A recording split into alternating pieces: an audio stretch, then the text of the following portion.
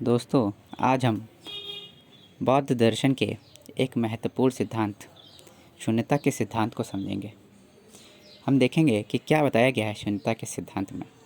आइए देखते हैं। नागार्जुन बौद्ध दर्शन के एक प्रमुख दार्शनिक थे, जिन्होंने माध्यमिक परंपरा की स्थापना की। उनका शून्यता बौद्ध दर्शन का एक केंद्रीय विचार है, जिसे उन्होंने अपनी प्रसिद्ध कृति मूल्य मध्यम कारिका में विस्तार से समझाया है। आइए हम भी इसे देखते हैं क्या है। नागार्जुन के अनुसार सभी वस्तुएं और घटनाएं शून्य हैं, अर्थात उनका कोई स्वाभाविक या स्वतंत्र अस्तित्व नहीं है। कैसे समझें इसे? मान लीजिए कि एक पेड़ है। अब पेड़ दिखने में तो स्वतंत्र है, उसका खुद का अस्तित्व है, लेकिन अगर उसे मिट्टी, पानी, धूप, हवा ये सब ना मिले तो क्या पेड़ का अस्तित्व रहेगा? मतलब इसका अस्तित्व तभी है जब इसे ये सब चीज़ें मदद कर रही हैं। अगर इन्हें ये सब चीज़ें ना मिले तो पेड़ का कोई स्वतंत्र अस्तित्व नहीं है। नागार्जुन का सिद्धांत भी यही कहता है कि हर वस्तु को दूसरी वस्तु से जोड़कर देखने को कहता है। इसके अनुसार हर वस्तु किसी अन्य वस्तु पर निर्भर करती है और स्वतंत्र रूप से अस्तित्व में नहीं होती। शून्यता का अर्थ शून्य या अस्तित्वहीनता नहीं है, बल्कि यह बताता है कि कोई भी चीज़ स्थायी या स्वतंत्र रूप से मौजूद नहीं होती।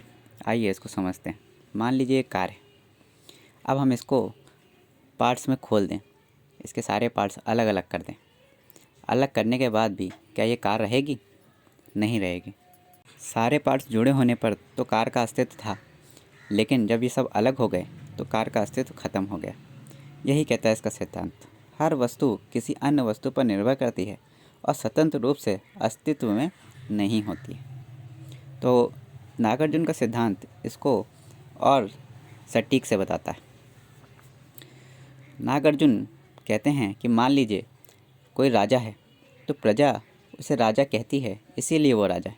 अगर प्रजा नहीं होगी तो क्या वो राजा होगा? सापेक्षता का सिद्धांत यही कहता है कि हर चीज़ एक दूसरे से जुड़ी है। अगर एक नहीं होगी तो दूसरा भी नहीं होगा। अविद्या और निर्वाण। नागार्जुन का शून्यवाद अविद्या मतलब अज्ञान को दूर करने का एक साधन है। जब हम चीज़ों को स्थायी और स्वतंत्र मानते हैं तो हम भ्रमित हो जाते हैं। जैसे हमने कार को माना था कि वो स्थायी है और हमेशा रहेगी, लेकिन ये झूठ था और यह अज्ञान हमें दुख और पीड़ा की ओर ले जाता है।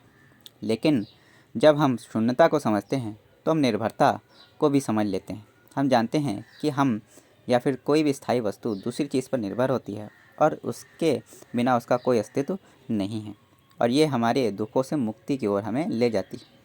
मान लीजिए परिवार में एक लोग दुखी है तो बाकी परिवार भी दुखी रहेंगे, क्योंकि सब एक दूसरे पर निर्भर हैं, है ना। तो शून्यता का सिद्धांत कहता है कि अगर एक आदमी दुखी है तो बाकी परिवार वाले भी दुखी ही होंगे। इसी तरह एक आदमी खुश है तो परिवार भी खुश रहेगा। इसी तरह संसार का भी होता है कि संसार में एक आदमी दुखी है तो बाकी भी दुखी ही रहेंगे। इसीलिए बौद्ध धर्म में दुख को दूर करने का उपाय लोगों में सुख बांटने को कहा गया है। इसी शून्यता के सिद्धांत को बौद्ध धर्म ने अपने धर्म में रखा और इस धर्म को प्रचारित किया।